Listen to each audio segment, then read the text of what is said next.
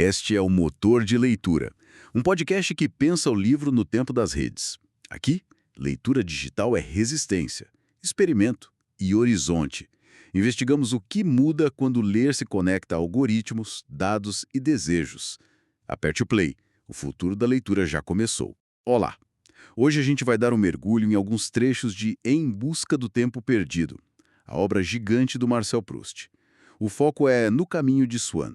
A ideia é tentar entender como Proust pega a essência da memória, sabe?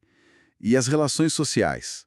Essa distância entre o que a gente imagina e o que acontece de verdade.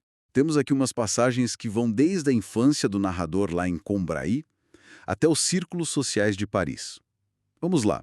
Para começar, aquela cena clássica, a da Madeleine. Lembra? O narrador prova o bolinho molhado no chá e, nossa, de repente vem aquela memória avassaladora da infância, com o Bry, os domingos com a tia Leone. Tem uma citação chave, né?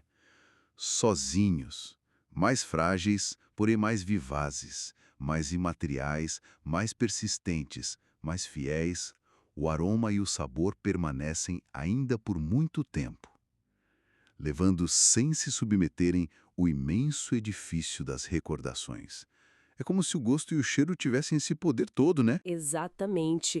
E o mais incrível, eu acho, é que não é algo que ele decide lembrar. Não é um ato da vontade. Proust mostra que a memória mais forte, mais profunda, vem de um estímulo sensorial. É involuntária. O gosto, o cheiro, eles meio que passam batido pelo intelecto, sabe? E acessam direto a experiência vivida. Isso tem tudo a ver com o que ele descreve no começo, né? Aquela desorientação quando a gente acorda, que a gente perde um pouco quem é, até que uma sensação, uma lembrança de um lugar puxa a gente de volta daquele vazio. É um resgate sensorial mesmo. Faz todo sentido. E esse resgate pelo sensorial leva para outra coisa bem interessante em Proust, que é como a nossa imaginação constrói mundos, né? Às vezes só a partir de um nome, de uma ideia. Pensa logo na Senhora de Guermantes. Ele imagina ela como, sei lá, uma figura de lenda medieval. Sim, quase mítica, né? E aí, quando ele a vê na igreja, que choque! É só uma mulher, com o rosto meio vermelho, uma gravata diferente. Proust é mestre nisso, em mostrar essa distância enorme entre o nome Guermantes, com todo o peso que ele carrega, e a pessoa real, de carne e osso, que raramente corresponde à fantasia que a gente criou, né? E isso aparece em vários níveis, né? Não só com a aristocracia.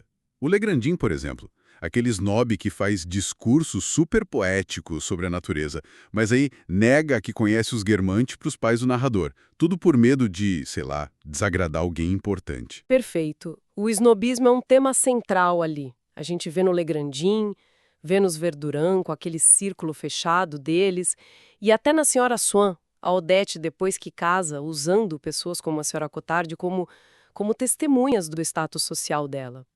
E quando a realidade não ajuda, tipo o escritor Bergotte, que ele tanto admirava pela obra, e aí o cara aparece com um nariz em caracol e uma barbicha preta, a saída muitas vezes é idealizar pela arte. Como Swann faz com Odette, né? Comparando ela com a pintura da Séfora do Botticelli. Exato. É como se ele precisasse dessa referência artística para validar, ou talvez para conseguir amar essa mulher que, no fundo, ele mesmo admite que não era o tipo dele no início.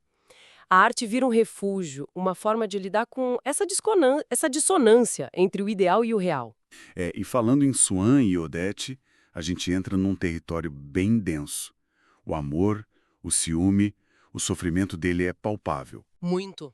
A obsessão dele pela Odete, aquela tortura constante do ciúme, de querer saber tudo. Aquela descoberta sobre a Maison Doré, quando ele percebe que ela mentiu e todo o passado que ele achava feliz meio que Se desfaz. se desfaz. É brutal. É devastador. E Proust analisa o ciúme de um jeito muito particular, né? Não como uma prova de amor, mas quase como uma doença da imaginação.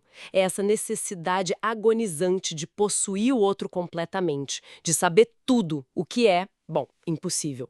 O amor em Proust muitas vezes se fixa naquilo que escapa, naquilo que machuca. A percepção da pessoa amada é totalmente subjetiva, está sempre mudando. O Swann sofre porque não consegue decifrar o Odete. A mesma coisa que talvez tenha atraído ele no começo, essa coisa enigmática dela, vira a fonte da angústia dele. Então, resumindo um pouco o que a gente viu. Proust nos mostra a memória que brota dos sentidos, né? Esse choque constante entre o que a gente idealiza e a realidade, especialmente a social. E a natureza complicada, muitas vezes dolorosa do amor e do ciúme. É muita coisa. É muita coisa, sim. E deixa a gente pensando, né? Proust parece indicar que as verdades mais importantes sobre a gente e sobre o mundo talvez não estejam nos grandes eventos, mas sim nessas sensações que passam rápido, nos detalhes que a gente nem nota direito. Um sabor, um cheiro, o jeito que a luz bate. Fica a pergunta, será que, mesmo com a velocidade toda de hoje, se a gente parasse para notar mais essas pequenas coisas, a gente não teria uma compreensão, sei lá, mais rica da nossa própria vida? Fica aí pra gente pensar.